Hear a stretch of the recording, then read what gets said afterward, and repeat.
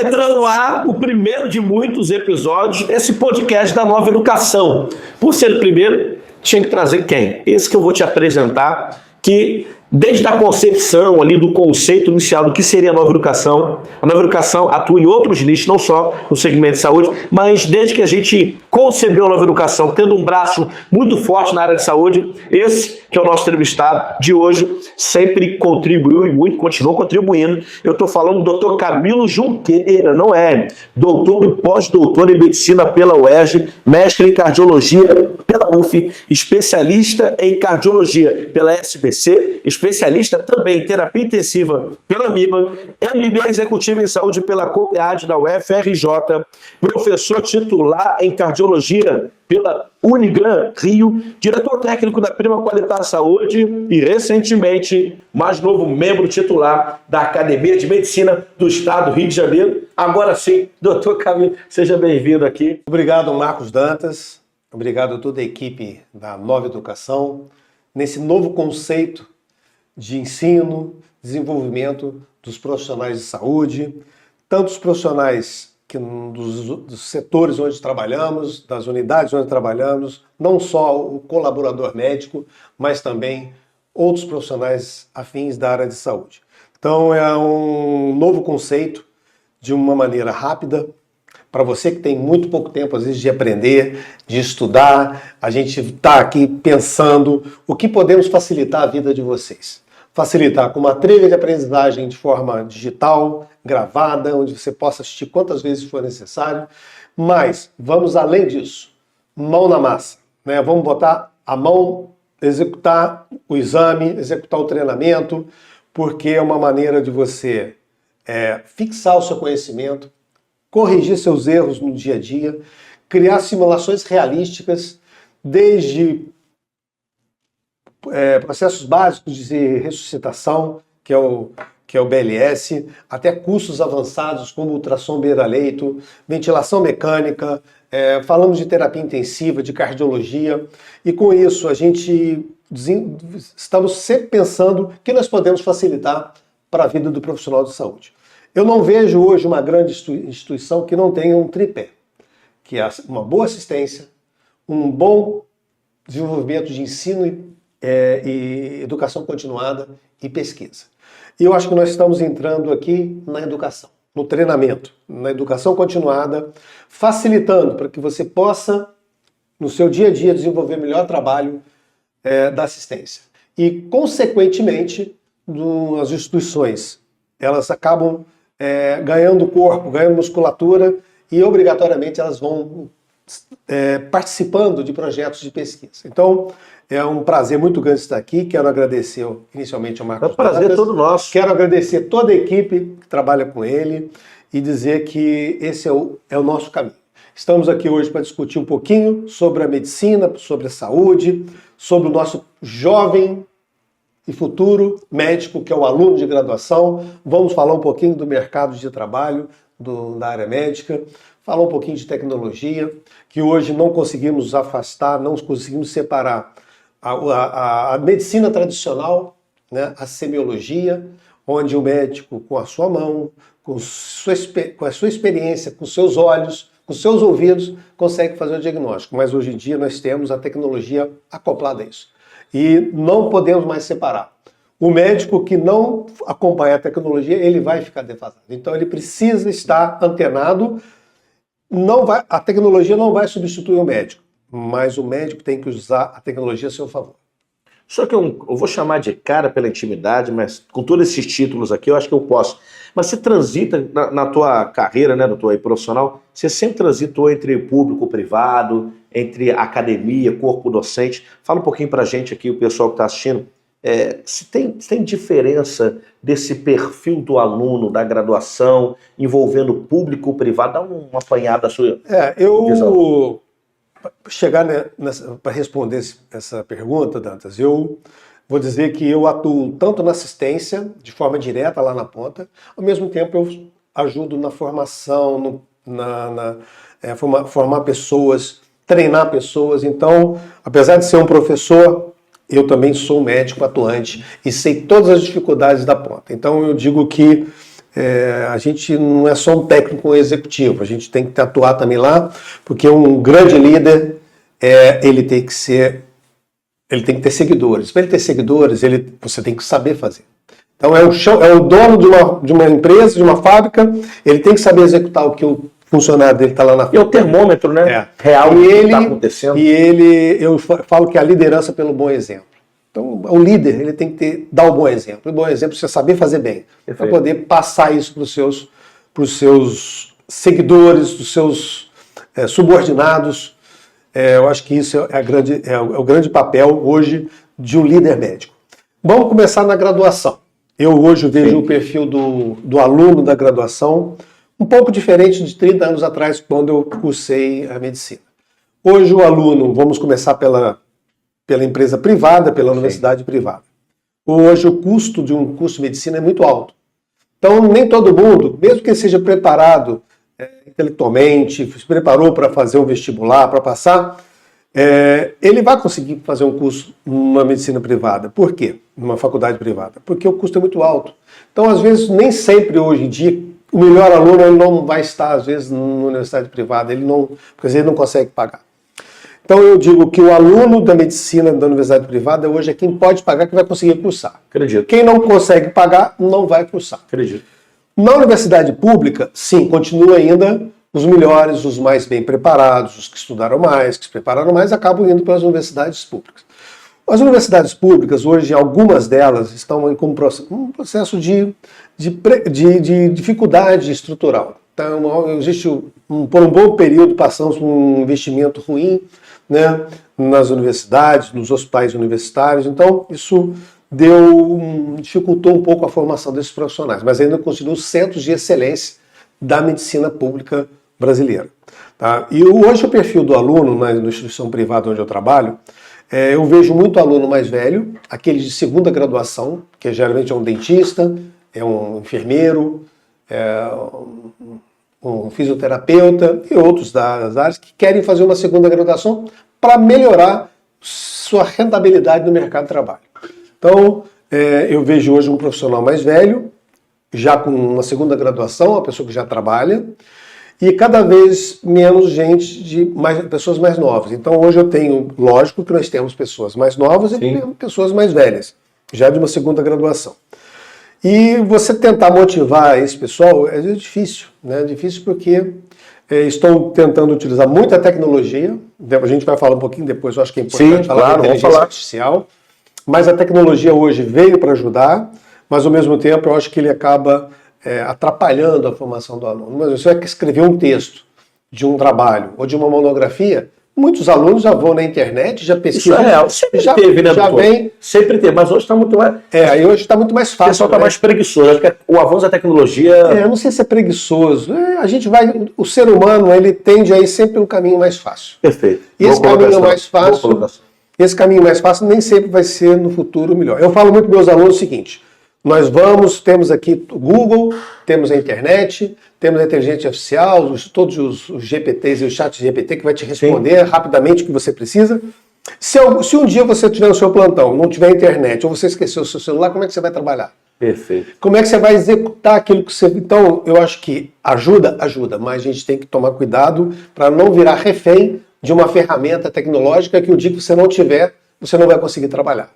E vai ficar totalmente refém. Eu acho que a mão do médico, os olhos do médico, os ouvidos, né, e o feeling, o sentimento da experiência de você detectar um bom diagnóstico, saber tomar a conduta correta, às vezes você não pode estar sempre dependente dessa tecnologia. O que o senhor acha que não pode faltar, não está no script aqui, mas vendo o senhor falar, que não pode faltar nesses quantos anos de carreira? 36 anos. 36 anos, né?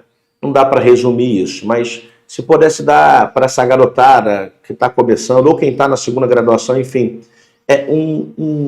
uma trilha, um passo a passo, alguns conselhos, algumas coisas que pudessem, na verdade, acelerar essa curva de aprendizado, digamos assim. Porque também tem quem está começando quer ter uma carreira de 36 anos, 5 anos, não vai acontecer, né, pô? Eu vou resumir fazendo um paralelo na resposta. Quando a gente aprende a dirigir um carro, se você aprender num carro automático, nunca você vai conseguir dirigir depois num carro manual. Então, o dia que você estiver diante de um carro manual, você não vai conseguir dirigir. Então, o médico, na formação dele, ele tem que aprender o tradicional, todo aquele treinamento cartesiano da medicina, de uma boa semiologia, fazer uma boa ausculta, uma boa palpação, colocar a mão no doente. Eu acho que sim, o médico tem que botar a mão no doente, tem que sentir na própria temperatura, você já consegue detectar algumas coisas do seu paciente. Então, coloque a mão e ouça, né? Tem que ouvir o paciente, tem que entender qual é a queixa dele, porque a queixa dele, às vezes, ele vai te dar o diagnóstico sem você fazer muito esforço, porque o paciente já vai dizer pela história clínica. Então, a contextualização clínica, ela é essencial. Na medicina, a gente fala que a clínica é sempre soberana.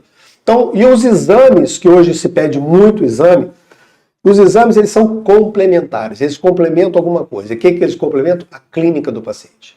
Então, eu acho que o médico, a formação desse médico, primeiro tem que ser a tradicional.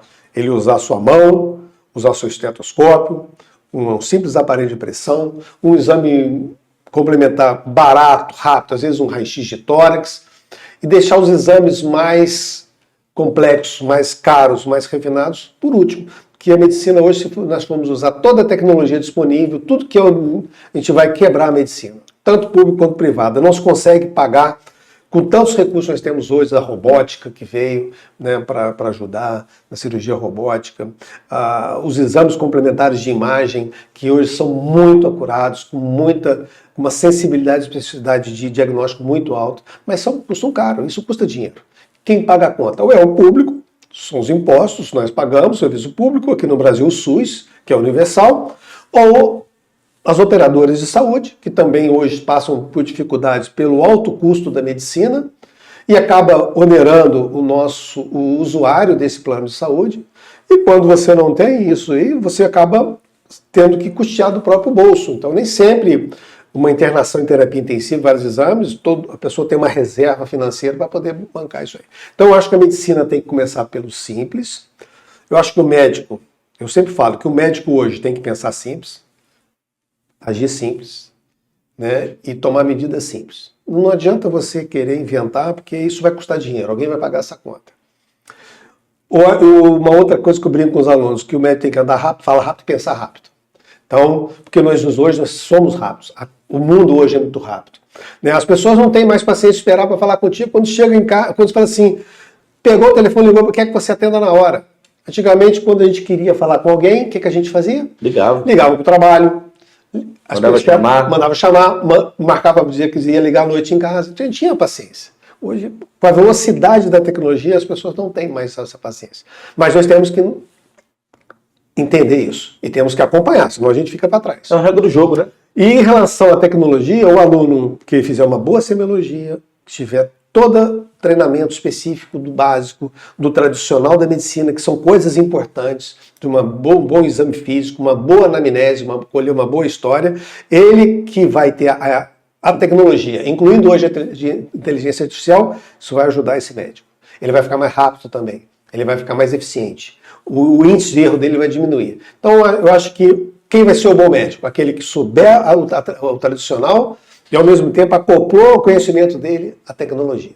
E hoje em dia nós temos pouco tempo para estudar e temos muita informação muito rápida nos nossos sistemas de comunicação. Bombardeio de informação. Muito. A gente não consegue. Você já tem até a curadoria disso tudo. Hoje em dia eu falo o seguinte, alguns médicos trabalham comigo, ou ele trata do paciente ou ele trata do telefone dele, um dos dois, porque é mais tempo às vezes com o telefone do que beira-leito do paciente. Uma coisa que está nesse papo aí que o senhor colocou agora fazendo um paralelo, a gente tem algumas atividades de ouvidoria, de hospitais, etc. Então não é uma máxima, mas é frequente dizer o médico não me ouviu, o médico não me olhou, não olhou nos meus olhos, o médico não me encostou, o médico não perguntou nada, fez 3 perguntas. O senhor está lá na ponta, no dia a dia, como diretor de unidade, etc. Isso é real, mas diminuiu. Tem um fator para isso acontecer. São médicos. Agora, de capital humano, que o senhor lidera capital humano, são os médicos mais antigos, são os médicos mais novos, não tem uma fórmula. Eu não posso generalizar nem para os jovens médicos, nem para os velhos médicos. Né? Eu acho que depende muito de cada um. Eu acho que se você quiser errar menos, Primeiro, ouça seu paciente. Eu sempre falo que quem domina uma conversa não é quem fala, não. Quem domina a conversa é quem ouve. Então, primeira coisa, o aluno tem que ouvir, o médico tem que ouvir. Ouvir, pensar e agir.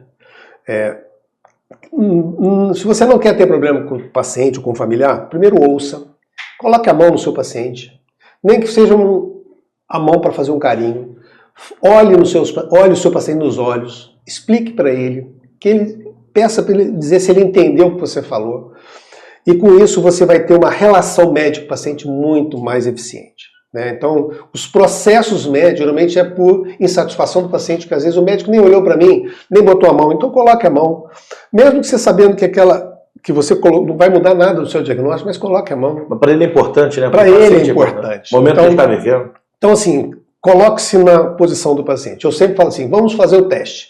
É o teste de você no leito e o teste do pai ou da mãe. O que é o teste do pai e da mãe? Se fosse seu pai e sua mãe, como você gostaria de ser atendido? Como você gostaria que fosse tratado no hospital? Então faça o teste do pai e da mãe. Se você fizer o teste, como se o meu pai estivesse aqui, como que eu gostaria de ser atendido? Se você praticar dessa maneira, o que vai acontecer? Você vai tratar melhor o seu paciente vai se sentir mais bem acolhido. Então, e se você estivesse deitado no leito, o que você gostaria que as pessoas te tratassem? Como que você gostaria de que alguém viesse falar com você? E uma coisa muito importante, a verdade. Então o paciente, por mais dura que seja a verdade, ou difícil para o paciente tem o direito de saber a verdade. Porque a verdade só tem um lado. Quem começa a inventar história, daqui a pouco são várias histórias. Então fale sempre a verdade. Porque a verdade ela não tem outro lado. Então só tem aquele lado. E outra coisa, para falar algumas coisas difíceis, tem várias maneiras. Procure ser firme na informação, mas seja dócil. Seja cuidadoso, para não também desestruturar, às vezes, o paciente. Então, acho que a gente tem que falar, às vezes, as coisas firmes, de forma verdadeira, mas de uma maneira educada, calma, que o paciente compreenda, que a família compreenda. A partir daí, a sua relação do seu paciente com você é outra. Então, existe uma confiança. É igual a relação de marido-mulher, namorado-namorada. Então, começa a ter a relação de confiança, de credibilidade. E o seu paciente, com certeza, se você tiver essa atitude, eu acho que não vai ter problema. Eu sei que temos médicos que colocam as mãos, que não colocam as mãos, que ouvem os pacientes não ouvem, mas eu procuro sempre, primeiro, dar um bom exemplo. Segundo, e dizer para a pessoa, faça o teste da mãe e do pai. Se seu pai ou sua mãe estivesse ali, como você gostaria que tratasse? Dúvida zero que o tratamento seria diferente. Com certeza. Dúvida zero. O senhor participou da concepção do Conselho da Nova Educação e sabe que o nosso objetivo também é acelerar um pouquinho essa curva de aprendizado, antecipar, entre aspas, a gente sabe que tem tempo, tem que respeitar, mas antecipar talvez o resultado que vai demorar 15, 20 anos, talvez com 8, com 7, enfim, não vamos trabalhar a cronologia aqui. Partindo disso, o que o doutor Camilo, com mais de 30 anos de experiência, que todo profissional, em alguns momentos da vida, ele para fazer análise, descobre uma coisa e diz assim, nossa, se eu tivesse descoberto isso antes, e aí passa mais seguro, se eu tivesse percebido isso antes, mais longe, se eu tivesse, qualquer que seja. O senhor lembra de alguma coisa em determinado tempo da sua carreira que o senhor parou, analisou e falou assim, caramba, se eu tivesse percebido isso aqui antes, ou se tivesse feito isso aqui antes, como único ensinamento aí para quem quer talvez acelerar essa curva de aprendizado? Eu acho que primeiro você não pode ficar numa zona de conforto.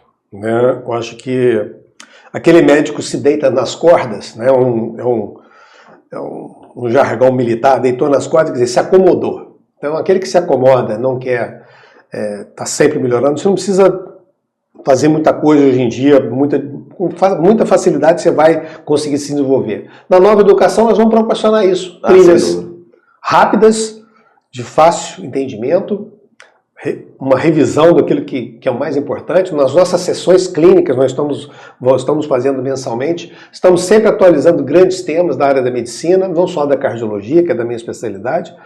Então, hoje em dia, eu acho que, primeira coisa, o médico tem que ter que ele é um eterno estudante. Primeira coisa, ele tem que estar sempre melhorando. Porque as coisas mudam, os medicamentos mudam, os nomes mudam, e nova tecnologia.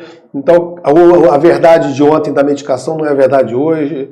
Lembra na história da pandemia Covid, que a cloroquina era grande salvador, depois proscrita, não serve para prescrever. Então as coisas mudam muito rápido. Ele que as pesquisas vão avançando. Então, tudo depende. Então a gente tem que estar sempre antenado. Pode se atualizar através de um congresso, através de uma aula, através de um podcast, que você vai aprender. Né? Então, temos hoje muitas maneiras de aprender. Né? Os livros estão aí, continuam. Eu sou amante do livro físico, do papel. Eu prefiro muito mais do que ler um texto no computador. Então, eu acho que é a sensação de que você está sempre precisando melhorar. Se no passado eu tive algumas dificuldades, eu procurei contornar. Mas se eu tivesse que voltar no passado, eu diria o seguinte: acho que eu faria a mesma coisa, porque tudo que eu fiz foi sempre buscando melhorar. Então, porque naquele momento era o melhor que eu poderia. Talvez pudesse ter dedicado mais uma coisa ou outra, mas às vezes a vida leva a gente para alguns caminhos e você tem que se adaptando. O mundo é assim, você tem que se adaptar. Às vezes não deu aquele caminho, vai por outro. Tá? E às vezes no mesmo caminho que você traçou, eu não vou conseguir fazer o mesmo caminho. Às vezes eu posso conseguir atingir o mesmo objetivo, mas por caminhos diferentes. De uma forma diferente. Ninguém é igual. Então não adianta, você quer ser igual a ele. Não vai ser. Você pode atingir o mesmo objetivo que ele atingiu, você atinge, mas com caminhos diferentes. Então eu acho que mais me estimula, depois de 36 anos formado, chama-se desafios. E eu tenho hoje vários desafios. Um desses desafios está aqui, Nova Educação. É um novo conceito de ensinar, de preparar os nossos médicos, não só teoricamente, mas na prática, botando a mão na massa, como você falou. Essa fala aí para mim é sensacional. Eu acho que o desafio nosso é fazer essa curadoria, ter a proatividade na carreira. Porque antes, eu vou falar de outras organizações, outros segmentos.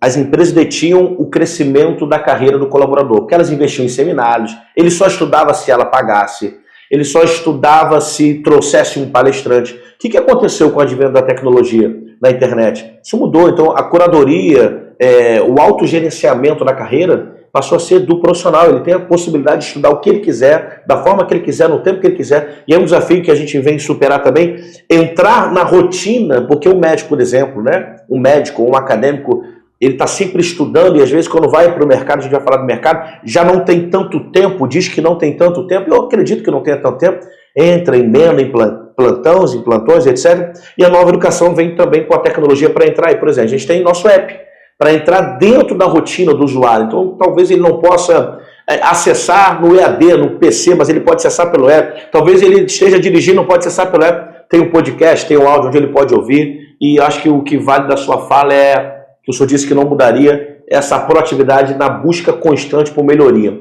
Isso significa que, independente do caminho, o senhor sempre esteve no controle do gerenciamento da sua carreira, independente do caminho pelo tempo que demorou. Então, se eu pudesse deixar aqui uma marca, deixar um ensinamento aí traduzindo tudo isso, simplificando, que você possa assumir o controle desse teu destino profissional. A gente vê muita gente que não está no controle, né?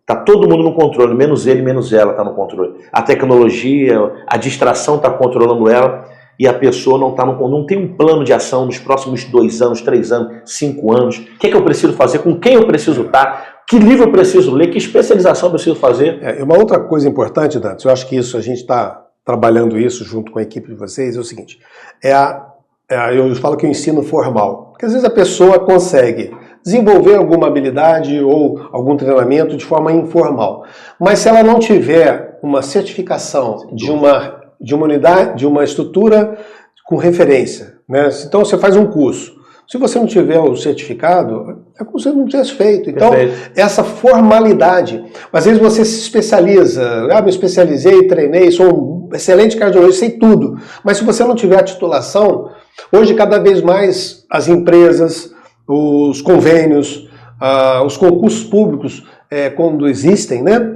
eles obrigam você a ter algumas certificações, algumas titulações. Então, o ensino formal, ele é importante. Perfeito. Às vezes a pessoa, mas eu estudo isso sozinho, não preciso. Vai precisar. 3.000 horas de YouTube virou especialista, não é isso? Fala pra ele. Porque ele pode aprender? Pode, mas complementar. Mas ele vai precisar de uma estrutura certificadora, uma empresa certificadora, para dizer, olha, você foi treinado, foi aprovado, foi qualificado. Então aqui está o seu documento. Perfeito. E esse documento é importante. Então nunca subestime a formalidade do ensino formal. O ensino formal ter o certificado, ter seu título, porque isso vai fazer diferença lá na frente. Se eu tiver que escolher dois profissionais, um titulado, o outro que os dois sabem iguais, talvez o não titulado saiba até mais, mas se ele não tiver como comprovar a titulação, ele vai praticamente ser excluído, que hoje tem uma legalidade e exigência das especialidades. Então já sabe que ninguém aqui não é excludente. O inteligente aluno da Nova Educação sabe que uma coisa caminha paralela com a outra. Então a gente não vem anular o que a academia formal, não existe isso. A gente está alicerçado no conhecimento do gigante das academias tradicionais, como o senhor, doutor, etc. Teve que estudar numa instituição formal para estar aqui hoje e falar, agora eu quero complementar com uma coisa nova, com a Nova Educação, que eu sei que a aplicabilidade vai funcionar, tá? Então não é uma coisa ou outra, as duas, mas vamos avançando para o final aqui e fazendo um gancho com essa temática do mercado, porque a titulação, só disse, ela abre portas, e é real ainda, né? É real que é a titulação que vai abrir portas. Você vai, com a titulação, com a academia formal, você vai ganhar o direito de chegar, por exemplo, numa entrevista, num processo seletivo, senão você nem chega, a verdade é essa, né? Se não tiver os chips, se não tiver pré-requisitos, né? Pré-requisito. Vamos falar um pouquinho, usar isso para falar de mercado. Como é que está a visão do senhor sobre o mercado de trabalho para o médico? Se formou, vai para onde, faz o quê? Primeiros passos. Bom, eu acho que o jovem médico hoje, o mercado está comprador ainda de médicos. Lógico que comprador, como é que é isso? Comprador, assim... É polêmica isso, é polêmica. O mercado é comprador de médicos, ele está precisando de médicos. Ah, sim. Tá? Então o mercado compra esse médico, compra o médico, eu falo assim, traz o médico rápido para o mercado. Então ele se insere de uma forma. Isso é lógico que na região sudeste existe uma certa saturação pela concentração de muitos médicos no Brasil, uma concentração muito grande na região sudeste, principalmente nas grandes capitais. Mas ainda existe mercado. Lógico que com o crescimento das universidades, das faculdades de medicina, daqui a pouco isso vai saturar. Então hoje o médico recém-formado, ele consegue se inserir no mercado com uma certa facilidade ainda, uma remuneração razoável, uma remuneração aí que ele consiga sobreviver bem, mas uma precarização na relação de trabalho. O que eu estou dizendo isso? Hoje praticamente todos são contratados via PJ, pessoa jurídica, poucos médicos ou quase poucas empresas contratam via CLT, então a carteira de trabalho do médico hoje é algo em extinção. Também não sei se um jovem médico ele quer ficar tão preso a uma empresa, porque hoje também eles transitam muito rápido, às vezes por diferença salarial pequena, eles acabam mudando muito rapidamente de locais de trabalho. Primeiro porque ele não tem nenhum vínculo maior. Se ele tivesse um vínculo trabalhista de uma carteira assinada, certamente ele ia pensar duas vezes. Mas como não tem, ele sai dali, vai para ali, vai para cá, então ele fica hoje rodando nessas unidades. E uma coisa que me preocupa muito, que muitos médicos acabam se acomodando nesse bom salário, às vezes que eles ganham, dando vários plantões, que ele vira, que eu brinco, chama que ele é o plantonista de plantão, é o eterno plantonista de plantão, só dá plantão. Mas essa vida de plantonista, ela é uma vida que tem... Que remunera mais? Assim ele consegue acumular maior? Ele consegue mais dinheiro, vamos falar disso. Ele consegue ganhar mais dinheiro porque ele vai trabalhar mais. Então ele faz, às vezes, mais de 60 horas por semana de plantão. Então, às vezes, faz plantão de 7 dias da semana, 4 entradas de plantão, 3. Então, se ele somar isso cada plantão, ele vai ter uma boa remuneração, mas uma qualidade de vida ruim. Só que isso tem um período que ele aguenta fazer isso. Quando o jovem aguenta, depois de certa idade, ele vai, não estou aguentando mais dar tanto plantão. São noites sem dormir, são plantões dobrados, às vezes 48 horas de plantão direto. Então isso, a gente sabe que o jovem aguenta. Mas também se o jovem, se ele se acomodar nessa vida de plantão, que às vezes ele não se especializou, fez uma especialidade só de uma especialidade, não quis se qualificar mais, às vezes fez a clínica médica, depois não quis avançar mais algo mais específico, ele vai ser um clínico, talvez de uma clínica só de uma emergência ou de uma enfermaria, mas basicamente é o plantonista que vai toca esse serviço. Então eu acho que o médico tem que estar sempre se qualificando, tentando ter uma especialidade que dê um conforto para ele no seu dia a dia, ou seja, na área cirúrgica, na área clínica, onde ele não precise viver depois no futuro, depois de 20 anos, né, apenas no plantão. Eu digo que o médico, depois que ele se forma, ele tem que reservar 10 anos da vida dele para se especializar. Então, nesses 10 anos, ele não pode ficar pensando em ganhar dinheiro. Lógico que ele tem que ganhar dinheiro para sobreviver, mas ele tem que focar na formação dele. Depois de 10 anos, você coloca mais 10 anos para você se tornar um bom médico. Então, eu acredito que um bom médico, um cara experiente, ele vai estar, depois de 15, 20 anos de formado, que ele vai estar com uma segurança maior, tem uma musculatura maior, então, que aí, a partir daí, eu digo que a curva profissional do médico ela é longa, né? Então, eu vejo médicos com mais de 50 anos de formado atuante, trabalhando. Lógico que ninguém está dando plantão, mas até que podemos encontrar um ou outro ainda com 70 anos dando plantão ainda. Eu acho que isso é muito sacrificante. Para evitar que esse médico no futuro, com 70 anos, tenha que dar plantão, ele tem que se qualificar. Tem que ser um cirurgião de referência, tem que ser um clínico de referência, tem que ser um cardiologista de referência, poder fazer um consultório, que é algo que é horário comercial, um ambiente mais controlado. Então, eu acho que é assim que a gente tem que pensar. O mercado hoje ainda está bom, mas é um mercado que está com a tendência à saturação, e hoje o que a gente precisa? É treinar esses jovens médicos. O jovem médico hoje, pela tecnologia, talvez ele esteja muito mais ligado à tecnologia do que na formação tradicional dele, então a gente tem que resgatar isso para dentro da medicina. Se ele não conseguiu fazer isso durante a graduação, nós estamos aqui com essa proposta: treinar, formar, melhorar esse médico. Então acho que a Nova Educação vem preenchendo esse espaço, essa lacuna que existe, tanto nas unidades onde nós trabalhamos, são várias públicas e privadas, e tentando cada vez mais motivar esse médico, dizer o seguinte: melhore, se capacite mais, que é o único caminho do seu sucesso. Porque daqui a pouco você vai cansar e você não vai conseguir dar mais seu plantão, fazer 72 horas ou mais de plantão na semana. Fala final, eu acho que essa até foi a fala final, mas eu queria empacotar a fala o seguinte: falar para a nova geração, galera que daqui a uns anos está saindo das universidades. Se o doutor Camilo Junqueira tivesse que deixar uma carta que seria entregue no dia da formação, a galera vai para o mercado, de milhares de recém-formados, o que é que teria nessa carta de instrução? Aproveite o tempo de graduação. Aproveite para você treinar. Eu vou repetir uma fala do meu avô. Ele fala para mim: para você ser bom, você tem que copiar o que o seu professor está fazendo.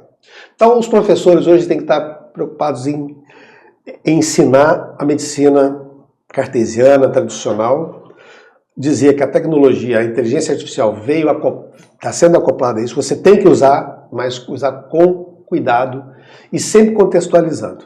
Então, aproveite. Se eu tiver que deixar uma mensagem para os jovens médicos, procurem se qualificar sempre, mas não deixem de usar a sua mão, usar o seu estetoscópio, usar a sua ausculta cardíaca, que isso vai fazer diferença lá na frente. Não confie plenamente em coisas prontas da tecnologia.